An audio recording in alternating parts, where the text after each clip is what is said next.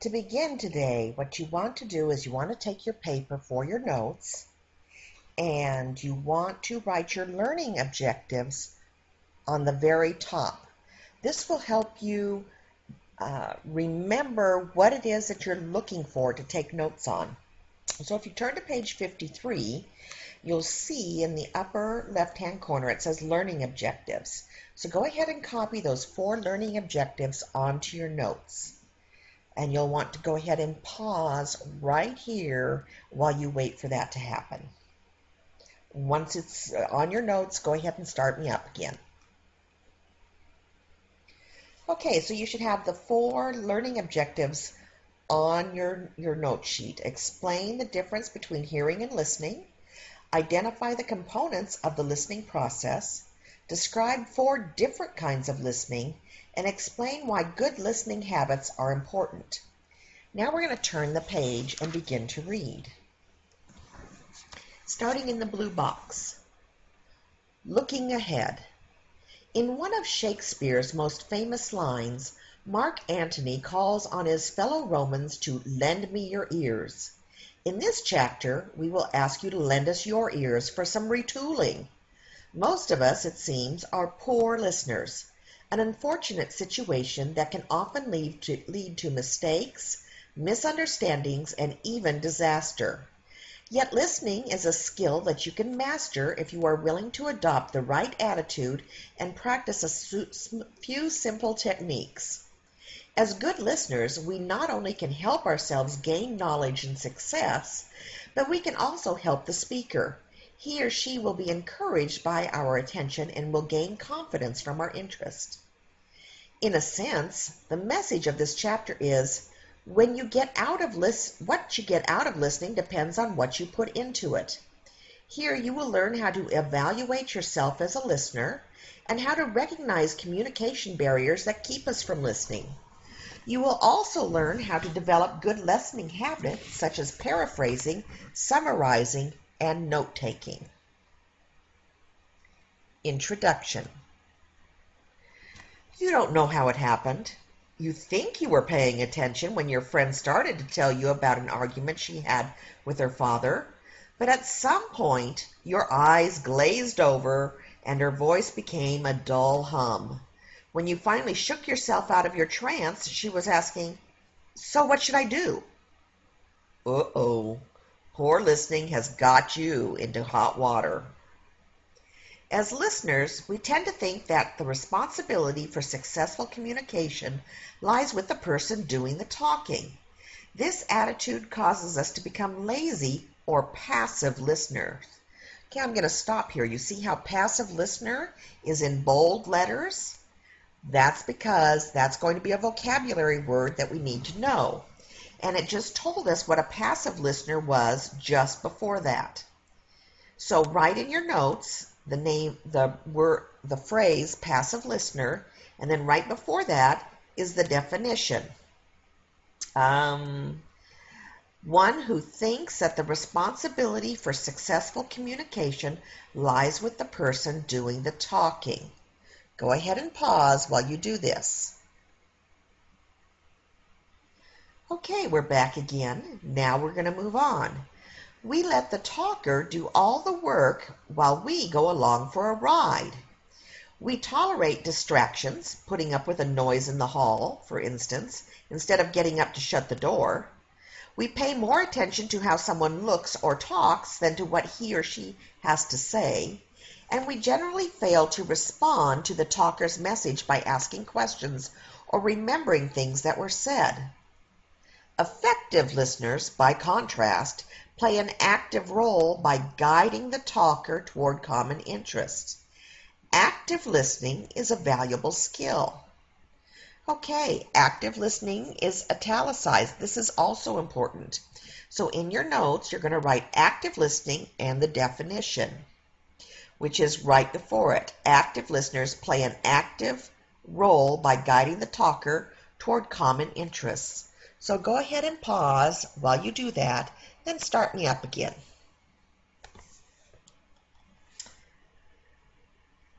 Fortune magazine rates listening as the top management skill needed for success in business.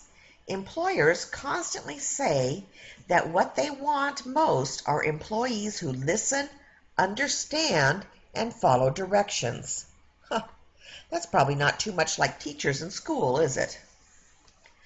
Listening is also critical to a healthy family life and among friends. Good listeners do well in school. They follow directions better and don't waste time finding out what the assignment was. Put another way, good listening helps you keep things in perspective. Nature has given us one tongue but two ears, wrote the Greek philosopher Epictetus, that we may hear twice as much as we speak. Section 1. Listening is more than hearing. Didn't one of our objectives say something about knowing the difference between listening and hearing? I bet you that's what we're going to find here. Listening is the receiving part of the communication process, but simply sensing what was said is just the beginning. We receive a message from someone talking when the sound waves set off vibrations in our ears. Hearing, however, is only an automatic reaction of the senses and nervous system. By contrast, listening is the vastly more complicated process of understanding what was said. Now, if I were to paraphrase this, I think this told me what the difference between listening and hearing is. Hearing is automatic, it says. It happens because we have ears. Listening is understanding what was said. So go ahead and put me on pause and write that down, because that was one of the things that we have to learn in this chapter. Now that we have the main point of this one section, we're going to look for two good examples to support that and put that in our notes.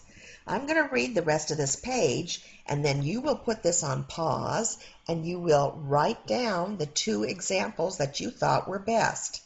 And if you need to rewind and listen to it again to get the two examples, you can sure do that. Some people think listening is not a skill at all, but something we do naturally. Unfortunately, we don't do it very well. Studies show that we remember only 25% of what we hear. In other words, we forget, ignore, distort, or misunderstand the great majority of incoming messages. Are we hard of hearing or hard of listening? The cost of poor listening is high. Poor listening may keep you from doing well on an exam, but it can cost all of us much more. One researcher put it this way: if each of America's more than 100 million workers prevented just one $10 mistake by better listening, their organizations would save $1 billion. Whoa. Do workers make $10 mistakes? You bet. A $10 mistake is as simple as missing a meeting by not listening when the boss mentioned the time, putting an item of stock in the wrong place, daydreaming maybe, or having to retype a letter, thinking about the weekend. Have you ever heard people say they don't have time for something, taking a walk, visiting a sick friend, or writing someone a note? Not true. We all have the same 24 hours each day. What they mean is that something isn't important enough to make time for. The same is true for listening. We will be poor listeners until we make up our mind to change.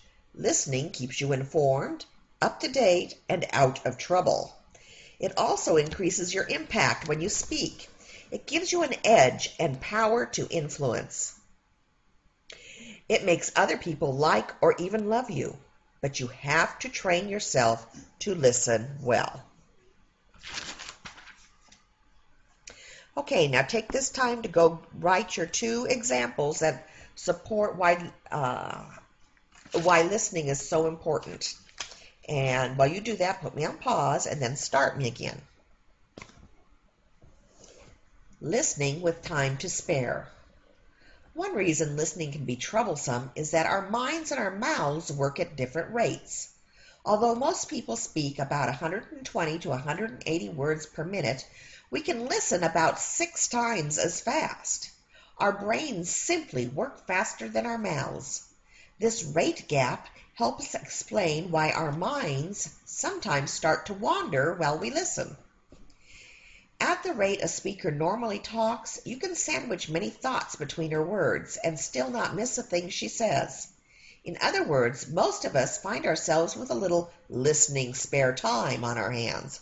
Uh-oh, that word is in bold, or that phrase is bold too. We better write it down and write what the definition is. Put it on pause and go back and look at your words and see if you can figure out what the definition for listening spare time is. Stray thoughts may take you away from the speaker briefly, but they don't keep you from grasping her meaning. So you continue jumping back and forth, tuning in, tuning out, tuning in as you think of some of your own thoughts, and then tuning back to the speaker, a bit like the way a computer can do multitasking. These private excursions away from the speaker can be troublesome. Let's imagine that you are speaking with a teacher, and the teacher mentions your best friend. For just a moment, you start thinking about what you and your friend are planning to do this weekend. You follow that thought longer than you intended, and then suddenly remember the teacher. Whoops! What did he just say?